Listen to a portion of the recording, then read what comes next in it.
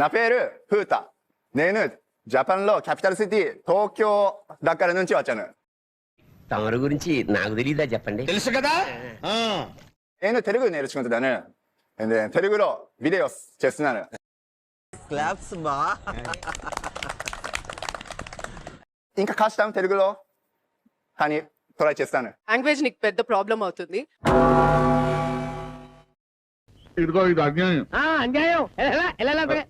మీరు ఇంకా తెలుగు బాగా నేర్చుకొని నెక్స్ట్ ఇయర్ వచ్చి ఉంటే ఇంకా బాగుండేదేమో అనుకుంటున్నాను. మూర్తి గారు, ఇలాంటప్పుడే గుండె రాయి చేసుకోవాలి. ఎన్ని రోజులైతుంది, ఏం కథ అవుతుంది? ఒక దిక్కేమాడ న్యూస్ ప్రెజెంటర్ జాబ్ ఉన్నది, నా కో యాంకర్లు లీవులు కావాలి, నువ్వు ఎన్ని రోజులు తీసుకుంటావు? వెళ్ళిపో, ఎవరున్నమన్నారు వెళ్ళిపో. నార్మల్ ఏంటే కౌంటర్ ఇస్తున్నావు? నేనా దున్నపోతులా తిని కొద్దిగానే పిలుస్తారంటే నీ మాఫీలు అయినాక పిలవరు కదా. ఇదేం గోసా, ఇదెక్కడ కథ, ఇదేం కారు కానీ ఇట్లనే ఉంటుందా టీం అంటే? Okay okay, cool down. అనవసరంగా ఎందుకు టెన్షన్ అవుతావు? You have become a news reporter, already prove చేసుకున్నావు. కానీ ఇప్పుడు మళ్ళీ ఎందుకు బిగ్ బాస్? నువ్వు ఇట్లా క్వశ్చన్లు కానీ అడిగినావు అనుకో, సంపట్ని చెదిరిపోతుంది. పైకా సూచన వచ్చాడు, బొమ్మను కూర్చోబెట్టినట్టు కూర్చోబెడతాం. నవ్వు రావట్లేదు హరిప్రసాద్. ఏమనుకోక సత్తిపండు, దానికి కొంచెం మూడ్ బాగాలేదు.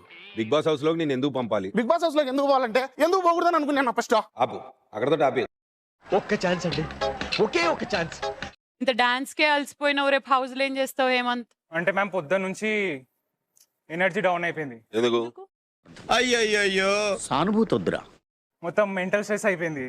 లైక్ లోపల ఒక్కొక్కలాగా అంటున్నారు. నేను ఎక్కువ కాలం బతకనండి, మీరు పెట్టే టెన్షన్ కి ఇప్పుడు సడన్ గా చచ్చిపోతా. అగ్ని పరీక్ష జర్నీ మీది ముగుస్తుంది. All the best to all of you.